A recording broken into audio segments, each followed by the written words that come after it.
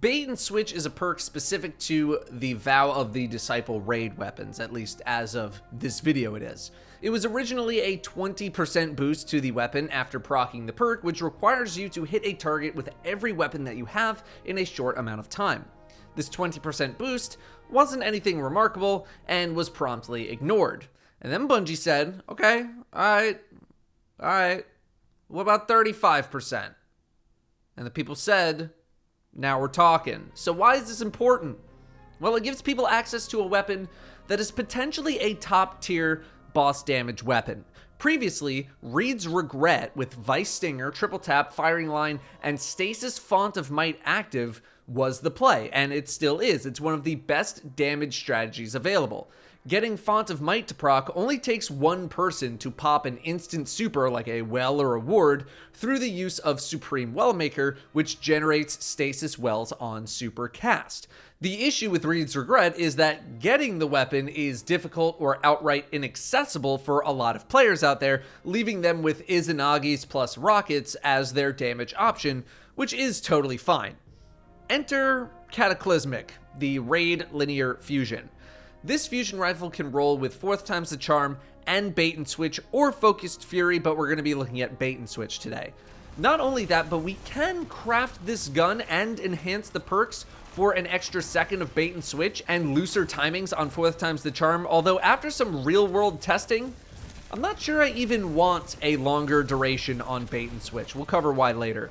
I realize that a raid weapon isn't exactly the most accessible weapon in the world, but for a lot of people it's way more accessible than Reed's Regret, and you can eventually craft it, although getting to that point might take a little while. Now the question becomes, what's better? Bait and switch Cataclysmic weapon cycling, or Reed's Regret non-stop shooting with Stasis Font of Might? First, we need to check which weapon is best to pair with Cataclysmic in the first place. Bait and switch demands that you rapidly swap weapons in order to tag an enemy with everything to proc the buff, including the bait and switch weapon itself. Now, you could run with double special weapons. I'm sure it's actually viable on plenty of raid bosses, but since it's not always the best idea, and so I don't need to introduce even more variables to this video, I'm going to say that we're going to run with one primary and one special weapon. The two weapons that come to mind to make this play work are Witherhoard and Izanagi's Burden. Witherhoard provides damage over time and automatically reloads itself if you have the catalyst, which I really hope you do, so we'll never need to worry about reloading, which is great. Izanagi's Burden is tempting because it can hit for a huge amount of damage, and we don't need to wait for the entire reload animation in order to shoot it again, since we won't be shooting it for another 10 to 12 seconds. We can load bullets into the gun and then quickly swap to the next weapon for a nice little reload cancel. There aren't many other weapons I'm really interested in because the entire point is to spend as little time as possible on these other guns and most of your time on the linear fusion. Are there other options? Of course there are, but I think the majority of people are going to default to one of these two weapons. As usual, when it comes to testing, we are leaving out all of the buffs just to make the math a bit simpler. We can always add in buffs later, but they're just going to cancel each other out when it comes to the math behind everything anyway, so we just leave them out. The only buff that we're going to keep active throughout all of this is boss spec, because that's pretty much always going to be on your gun, and also I forgot to take it off during testing, and I didn't want to go back and do it again. Now, when doing some initial testing to see which would be better, Izanagi's Burden or Witherhoard, I thought Izanagi's was going to win. And technically speaking, on one level, it does. I tested both weapons on a 1580 Barrier Champion in a Master Nightfall, along with Kali in Last Wish. Izanagi with Honed Edge ×4 dealt 83,223 damage on this Barrier Champion. Witherhoard dealt 4,715 damage per tick on a direct hit, and Witherhoard ticks 17 times over about 10 seconds. So Witherhoard, assuming you stick the target and it deals its full damage, in this example, is about 81,000 damage, including that impact hit. That is 5,000 damage less than Izanagi's Burden. So Izanagi's Burden deals more damage, so I should use Izanagi's, right? Not exactly, because with Izanagi's Burden, you need to spend time reloading Honed Edge, which is time taken away from your linear fusion.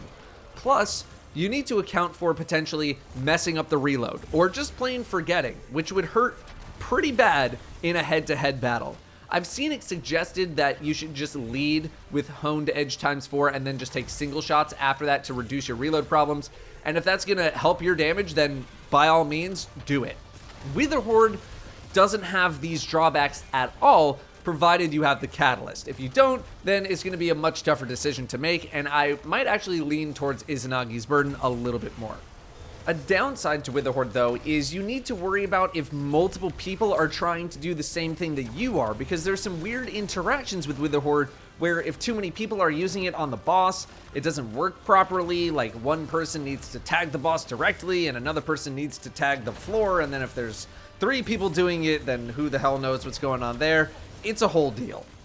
I also tested on Kali. Izanagi's Burden only did about 1,500 more damage than Witherhoard directly hitting, which I think just pushes the Witherhoard narrative forward even more. Do I think using one over the other is ultimately going to have a dramatic effect on your damage? Yes and no.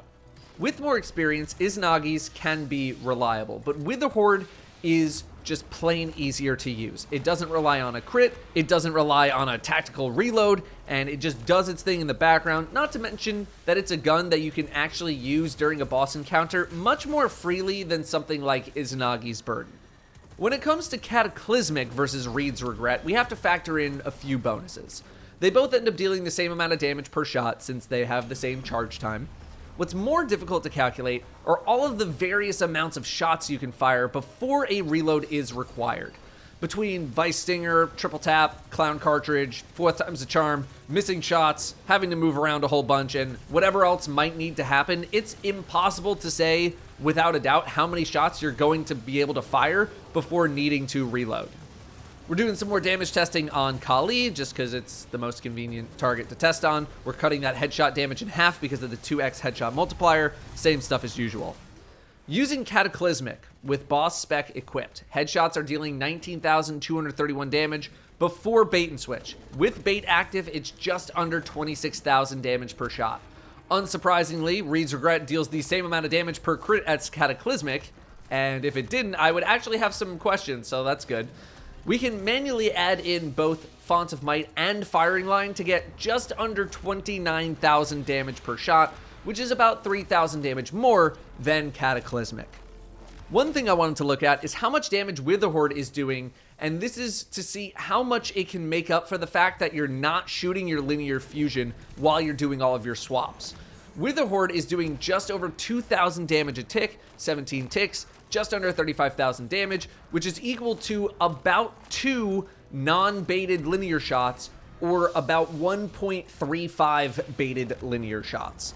The time between linear fusion shots is about 1 second, so we can do the equivalent of one Witherhoard's shot worth of damage in what is technically 1.35 seconds, but is actually 2 seconds since damage isn't dealt until, you deal it, you shoot the gun.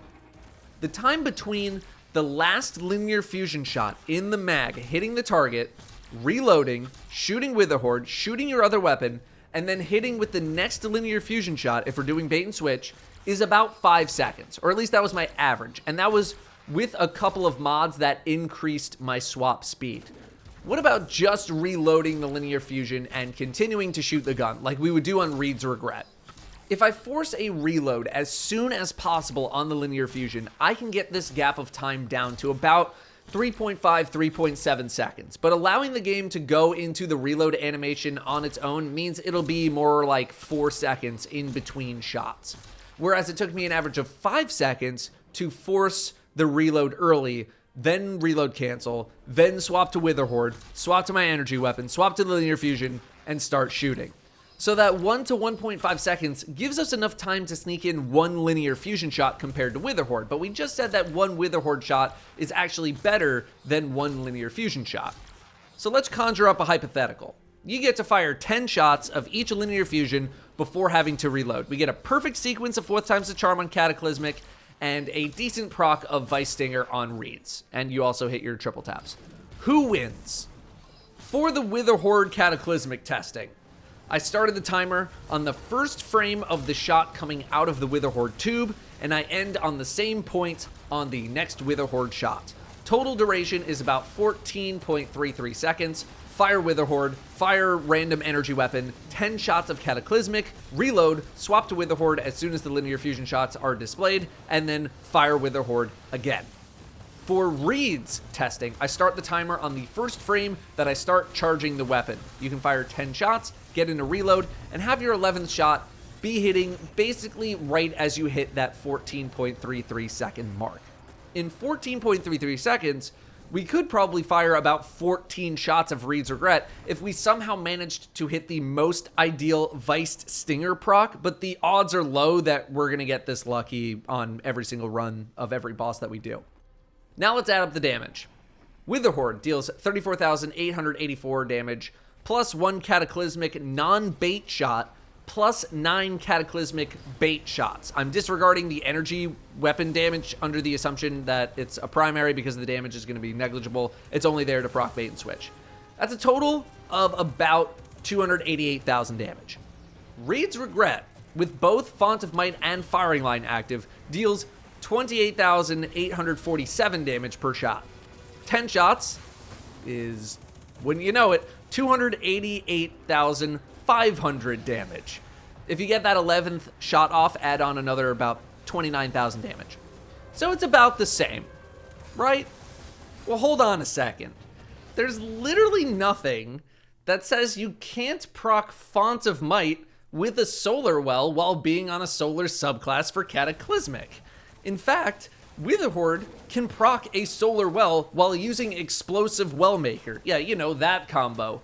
During Rolk, you can just plop a shot on the ground when some Shadow Thrall are spawning in and boom, Solar Well. So if you can time that correctly, which isn't super hard, just, you know, shoot a shot on the ground of the final stun that you do on the boss, you can now get Font of Might for Cataclysmic, which technically launches Cataclysmic's damage ahead of Reed's Regret in a simulation. In a simulation, in practice, in real-world application, you are very rarely going to get perfection or close to it, at least in Valve the Disciple. Other raids, sitting still for a while is well within reason, but generating a Solar Well, for example, is not. The biggest flaws with Cataclysmic are 4th times the charm procs and just the manic nature of your damage. I didn't like using Izanagi's Burden in Valve because of the reliance on the crit. If you miss the crit, if you don't reload properly, if you don't reload at all, if the Divinity Bubble falls off, your damage will just fall off a cliff. The goal should be to get back to the linear fusion as fast as possible. But with 4th times the charm in Vow, well, the Divinity Bubble isn't going to be perfect 100% of the time. Sometimes the boss moves and blocks it. Sometimes the bubble falls off. Sometimes something will happen. And any one of these things happening means your 4th times proc is dead. And you will go from a potential 10 shots down to 8 or 6, depending on when you messed up. And then you're sort of in this no man's land of waiting for bait and switch to fall off so that you can proc it again. Triple tap on reads is much more forgiving and is easier to proc as a result, but yes, it is not as rewarding. The general rule of thumb is the longer you can shoot your linear fusion without having to reload or swap, the better. It's been calculated in previous videos. It was calculated with my G-Horn video, where firing 2 rockets back to back was better than 1 higher powered rocket because of the need to reload. And I found that in Vow, my experience was, at least when starting out, that I wasn't reliably hitting 4th times the charm procs. That's not to say that Cataclysmic is not an option because of that, because with more practice, you will get better at hitting shots. But all it takes is the Divinity player to swap to a rocket for 1 second, the Divinity Bubble falls off, and now your 4th times proc is dead because you weren't aiming for a proper crit. Also, getting used to the flow of damage with bait and switch will take a little bit of time before you get comfortable. In the long run, it will pay off. But the process is pretty manic, especially in Vow where you're constantly needing to move. Now you gotta worry about the timing of your shots, trying to scoop a Solar Well. I missed my Witherhoard shot, now I gotta reload. Whoops, I spent too long shooting my SMG, I should have swapped it faster. Sometimes the encounter just gets the better of you and your damage suffers because things get too hectic. In other raids, you know, not as hectic, you can do a little bit more. When you can stand perfectly still in a well, it's a lot easier to manage. But then not every fight is going to allow you to spawn solar wells as reliably as stasis wells, etc., etc. Each fight is conditional. Then you also got to worry about if multiple people are trying to do the same thing that you are, because there's some weird interactions with Witherhoard where if too many people are using it on the boss, it doesn't work properly. Like, one person needs to hit the boss, and then another person needs to tag the floor of the boss, and then if 3 people are doing it, who the hell knows what happens? It's a whole deal.